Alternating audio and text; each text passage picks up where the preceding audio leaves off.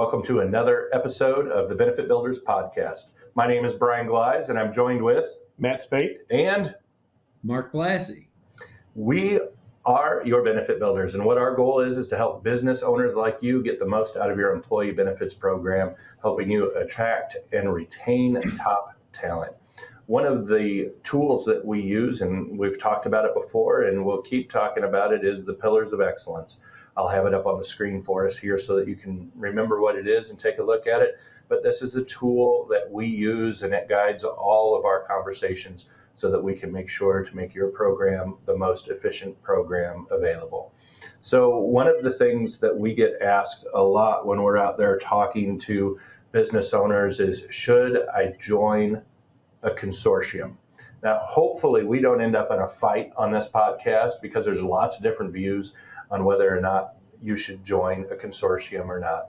So I'm going to put Mark Blassie on the spot and let you start this conversation off, and we'll see if you trigger me or Matt during your comments. Brian, I think in any due diligence setting where you're trying to make a decision on should you or should you not participate in a consortium or even some other form of aggregating where you're joining with other employers, you have to follow a process that helps you evaluate and determine whether the pros and the cons outweigh one another and where you are relative to those pros and cons, because it could be different for any decision maker.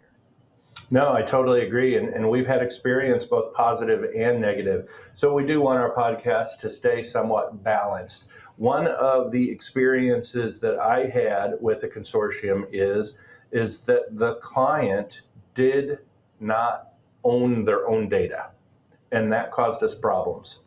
When I want to use said data to help an underwriter, or I should say to help me paint a picture for an underwriter about a group, this is their prescription spend, this is their ER visits, this is their overall inpatient, outpatient, all of the data points, I was not able to get access to that because the consortium would not allow me access to it.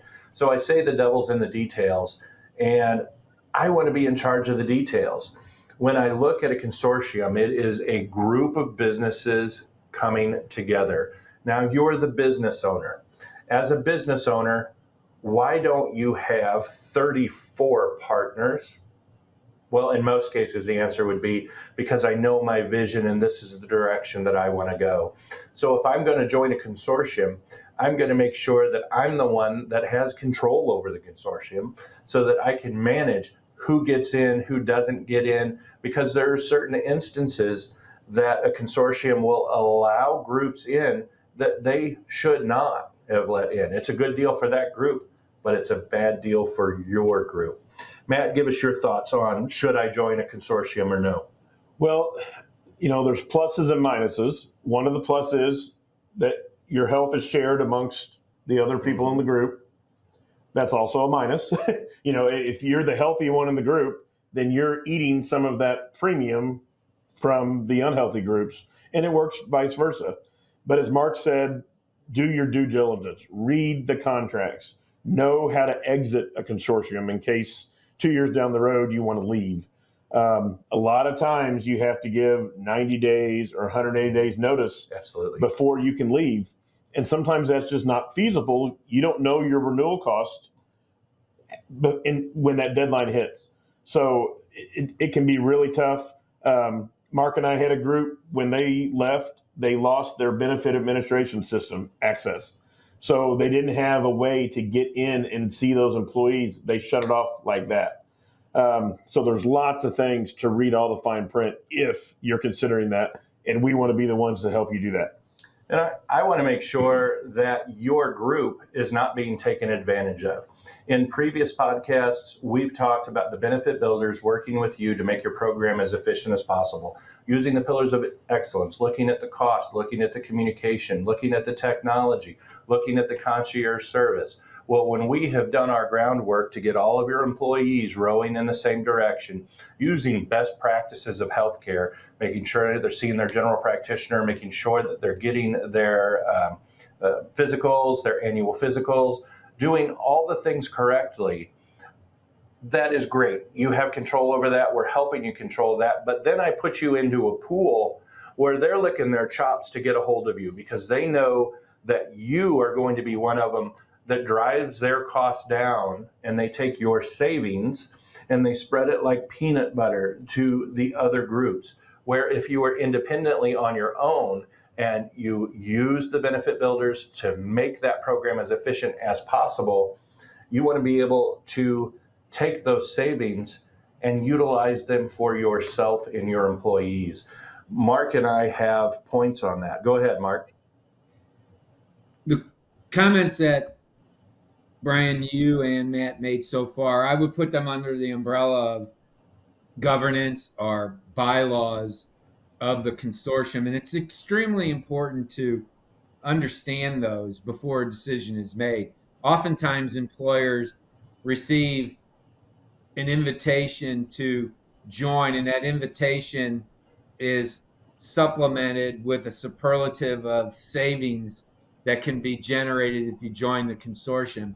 And while that's true in some cases where you join and you do get relief, unless the consortium continues to grow, to your point of spreading the peanut butter, Brian, if the growth of new memberships is stagnant, then thus comes the time where the true risk and performance of everyone has to be rebalanced. And that could be a time where you're facing a significant renewal. So I think it's extremely important to understand the rules of joining, of exiting, and also understand who's the program manager. Right.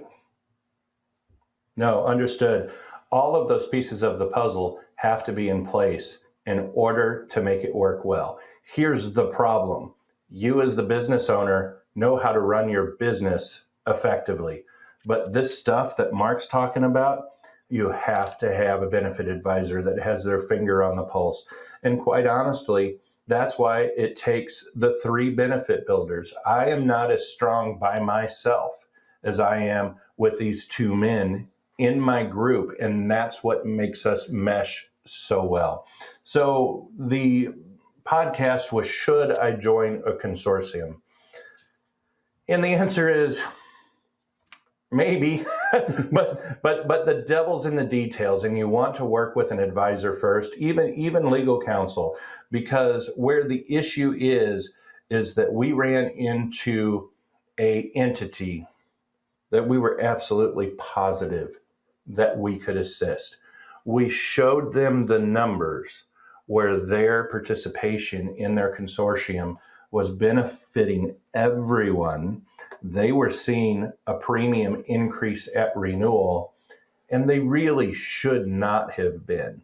But the consortium did such a good job of binding them up. They would not release their data. Matt touched on the point where in order to leave the consortium, you had to check all of the boxes in the correct manner. They made it so difficult, the entity just kind of gave up and says, this is too much of a mess. We'll just stay where we're at. So we say this a lot in our podcasts. If your trusted advisor, if the person that's playing the role of benefit builder isn't having these conversations with you, get in touch with the Scott Agency, get in touch with us. Our benefit builders team will run you through the pillars of excellence. We will make sure that we touch on all the topics, and most important, we're going to listen. What is your pain points? What are your employees saying? One of our previous podcasts was on employee surveys. We'd love the opportunity to do an employee survey. So we are here to serve you. And when you look at the pillars of excellence, the foundation of it is our concierge service, all right? And that's our communication to you, whether it's electronically, just like we're doing here. Mark's sitting in his office. We're here in our office with our lovely brick wall behind us. That's a story for another day. But we're here to help, guys. Mark, anything in closing? Just one thing sometimes that's overlooked. When is a good time to join a consortium? Ooh. Usually, if you're doing your due diligence, it's when your population has a lot of health risk and you're seeking rate relief, not when you're running positive, because that's the time when they would want you to join, but that's the time when you should stay on your own. So Right. again, it's a balance, Brian, but like other aggregating models, it's something that, you should give thought to. And as advisors to our clients, we're always giving ongoing consideration to options. And I think that's equally. Right on. Yep. Anything in closing? No, very good points, Mark. I agree. Yep. Should I join a consortium? Talk to us about it before you do. Definitely. Guys, we're your benefit builders. Please share the podcast. We're here to help you. Thanks for watching. Bye-bye. Bye, guys.